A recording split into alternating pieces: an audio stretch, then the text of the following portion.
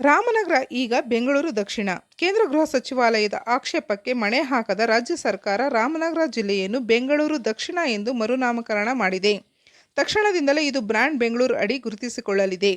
ರಾಮನಗರ ಜಿಲ್ಲೆಯನ್ನು ಬೆಂಗಳೂರು ದಕ್ಷಿಣ ಜಿಲ್ಲೆಯಾಗಿ ಮರುನಾಮಕರಣ ಮಾಡಲು ಈ ಮೊದಲೇ ಸಂಪುಟ ತೀರ್ಮಾನಿಸಿ ನಿರಾಕ್ಷೇಪಣಾ ಪತ್ರ ಕೋರಿ ಕೇಂದ್ರ ಗೃಹ ಸಚಿವಾಲಯಕ್ಕೆ ಕಳಿಸಲಾಗಿತ್ತು. ಆದರೆ ಪ್ರಸ್ತಾವನೆಯನ್ನು ಕೇಂದ್ರ ಸರ್ಕಾರ ತಿರಸ್ಕರಿಸಿತ್ತು. ರಾಮನಗರ ಜಿಲ್ಲಾ ಕೇಂದ್ರವಾಗಿಯೇ ಮುಂದುವರಿಯಲಿದ್ದು, ಕೇವಲ ಜಿಲ್ಲೆಯ ಹೆಸರನ್ನು ಮಾತ್ರ ಬೆಂಗಳೂರು ದಕ್ಷಿಣ ಎಂದು ಮರುನಾಮಕರಣವಾಗಿದೆ. ಇಂದು ಹಲಸಿನಮರದೊಡ್ಡಿ, ಬಿಡದಿ ಹೋಬಳಿ, ರಾಮನಗರ ಜಿಲ್ಲೆಯ ಶ್ರೀ ಚೌಡೇಶ್ವರಿ ದೇವಿಯ ಜೀರ್ಣೋದ್ಧಾರ ಹಾಗೂ ಪ್ರತಿಷ್ಠಾಪನೆ, ಶ್ರೀ ಕಗ್ಗಲು ಬೀರೇಶ್ವರ ಸ್ವಾಮಿ ಮಠಮನೆ ಹಾಗೂ ಶ್ರೀ ಚೌಡೇಶ್ವರಿ ದೇವಿಯ ಸಮುದಾಯ ಭವನ ಉದ್ಘಾಟನಾ ಸಮಾರಂಭಕ್ಕೆ ಆಗಮಿಸಿದ್ದ ಮಾಗಡಿ ಶಾಸಕರಾದ ಎಚ್.ಸಿ. ಬಾಲಕೃಷ್ಣರವರು ಮಾತನಾಡಿ, ಪೂರ್ವಕಾಲದಿಂದಲೂ ಇದು ಬೆಂಗಳೂರು ಜಿಲ್ಲೆಯಾಗಿತ್ತು. ಆಮೇಲೆ ಬೆಂಗಳೂರು ಗ್ರಾಮಾಂತರ, ನಂತರ ವಿಭಜನೆಯಾಗಿ ರಾಮನಗರ ಜಿಲ್ಲೆಯಾಯಿತು.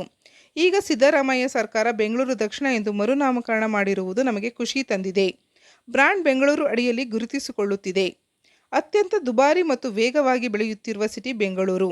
ಇದರಿಂದ ರಾಮನಗರ ಜಿಲ್ಲೆಯು ಪ್ರಗತಿ ಕಾಣಲಿದೆ. ಜಿಲ್ಲೆಗೆ ಮುಂದಿನ ದಿನಗಳಲ್ಲಿ ತುಂಬ ಅನುಕೂಲವಾಗಲಿದೆ. ಈಗ ಕೈಗೊಂಡಿರುವ ಕ್ರಮ ಸೂಕ್ತವಾಗಿದೆ ಎಂದು ಸಮಜಾಯಿಷಿ ನೀಡಿದರು.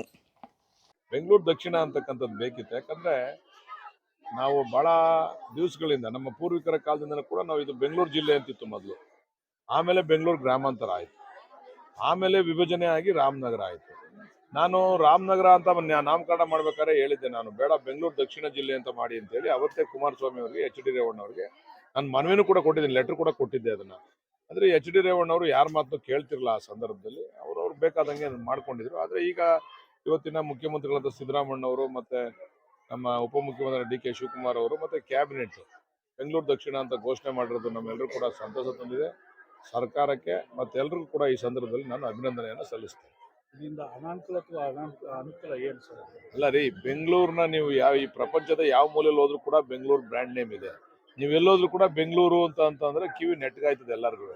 ಆ ರೀತಿ ಬೆಂಗಳೂರಿಗೆ ಹೆಸರಿರ್ಬೇಕಾದ್ರೆ ನಾವು ಹೊಸದಾಗಿ ಏನು ಸೇರ್ಸ್ಕೊಂತ ಇಲ್ಲ. ಬೆಂಗಳೂರು ಅಂತಕ್ಕಂಥ ಹೆಸರನ್ನ ಮೊದಲೇ ಇತ್ತು, ಅದನ್ನ ಅವ್ರು ಕಿತ್ತಾಕಿದ್ರು, ಅದು ಸೇರ್ಸ್ಕೊಂಡಿದೀವಿ ಅಷ್ಟೇನೆ.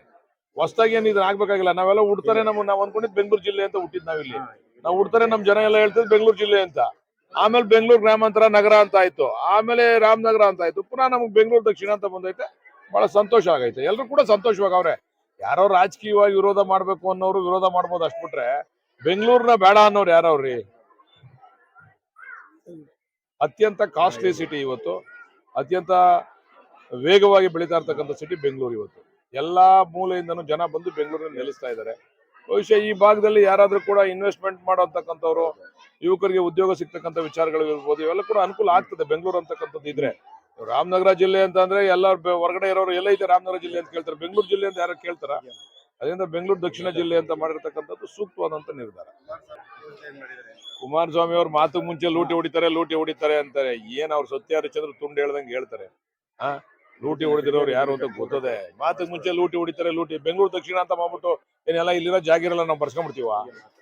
ಏನ ಕುಮಾರಸ್ವಾಮಿ ಅವರೊಬ್ರು ಸೀನಿಯರ್ ಮಂತ್ರಿ ಆಗಿದ್ದಾರೆ, ಅವ್ರು ಮಾತಾಡ್ತಾರೆ. ಟೀಕೆ ಮಾಡ್ಲಿ, ರಾಮನಗರ ಅಂತ ಉಳಿಸ್ಲಿ, ಇನ್ನೊಂದು ಮಾತಾಡ್ಲಿ. ಲೂಟಿ ಹೊಡಿಯಕ್ ಮಾಡ್ಬಿಟ್ಟವ್ರೆ ಅಂದ್ರೆ ಏನ್ ಎಲ್ಲಾರು ಏನ್ ಬರ್ಸ್ಕೊಂಡ್ಬಿಡಕ್ ಜಾಗಿರನ ಇದು? ಎಲ್ಲಾರು ಬರ್ಸ್ಕೊಂಡ್ಬಿಡಕ್ ನಾವು ಸ್ವಲ್ಪ ಅವರು ಸೀನಿಯರ್ ಮಂತ್ರಿ ಇದ್ದಾರೆ, ಮಾಜಿ ಮುಖ್ಯಮಂತ್ರಿ ಇದ್ದಾರೆ, ಸ್ವಲ್ಪ ಗೌರವಯುತವಾಗಿ ಅವರು ಅರ್ಥಗರ್ಭಿತವಾಗಿ ಮಾತಾಡ್ಬೇಕು. ಅದಕ್ಕೆ ಅರ್ಥ ಇರ್ಬೇಕು ಅವ್ರು ಮಾತಾಡ್ತಕ್ಕಂಥದ್ದು.